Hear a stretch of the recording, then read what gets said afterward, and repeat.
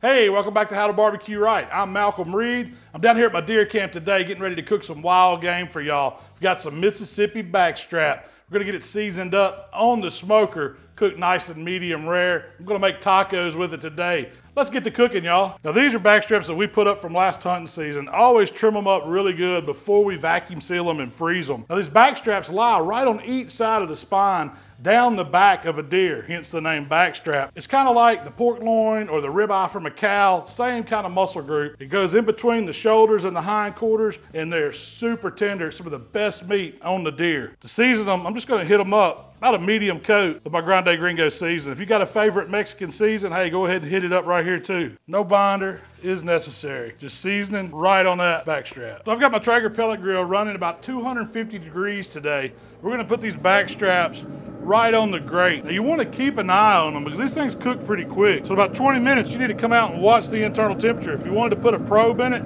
it would be great. I don't want to overcook them. I'm thinking 125 internal is about as high as I want to go. I'll come back and check them just with my handheld thermometer in just a little bit. So while our backstrap's out there on the smoker, I'm gonna make a little cilantro jalapeno avocado sauce to go over these tacos. I'm starting with some sour cream. Let's just get some in our little blender here. Then we're gonna put in the avocado. I've just kind of scored it so it'll come out easy. You want a good ripe avocado for this. Then I'm adding one jalapeno that I just roughly chopped. We're just gonna put that down in there. Then you need some cilantro. I chopped up a whole bunch. I'm gonna save some of it for toppings for the tacos. Some of it's going in this sauce. Now you just wanna squeeze in a fresh lime. We're gonna need a little bit of water. Just kind of eyeball the water because we need a little moisture to get it all mixed up.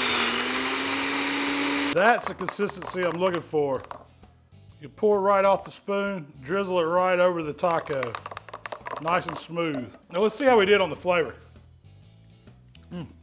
That's a fire sauce right there. All it needs is to sit in the refrigerator right now till we're ready to make the tacos. So I've got my Blackstone fired up while our backstraps are still on the smoker as well. And I'm just using half of my Blackstone today. I've kind of got a hot zone and a cool zone. Put down a little bit of griddle oil here. Keep everything from sticking. Give us a little flavor. These vegetables are going right on top. I'm gonna start off with the peppers, mushrooms, and onions first. You gotta get some seasoning on these vegetables. I'm using my salt, pepper, garlic. Y'all know that AP seasoning. You could use whatever you want. If you want to hit them with a little Mexican seasoning, go ahead and do that too. I want all my vegetables seasoned.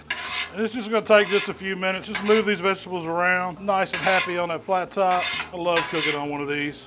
You're not gonna beat the smell of these vegetables out here on this flat top. That's one of the finer things in life. Makes that tongue start working in that mouth. All right, it's been about 35 minutes. I wanna come out and see what the internal temperature on these backstraps are doing. You can see we're about right there. It's 126, 125 on that front one. That's as far as I want these backstraps to go. We got a nice crust on the outside of them. I know the internal temperature's right. I want to get them off and let them rest a little bit. So I got the backstrap resting over on the counter. Vegetables have been on for about 7 minutes. You can see they've started to soften up. Got some good color on the onion. Peppers are getting soft. The mushrooms look good. Now it's time to add these tomatoes, and it's not going to take them long. They've got a lot of moisture in them. You really just want to heat them up. I like them mixed in with my fajitas though. It gives it a nice little pop of flavor. Then you got to season those just a little bit too. Hit them with a little more AP. Vegetables look good to me. The tomatoes, you can see they sweated down. They got a little color on them. We're gonna get these up. Put them right beside our rested backstraps. Only thing I'm gonna have left to do is warm up some tortillas on this Blackstone. We're gonna be ready to eat. I still got the Blackstone hot, so I'm just gonna throw these tortillas on. It's only gonna take a few seconds on each side. I just wanna warm them up. So let's cut this backstrap up, see how it turned out.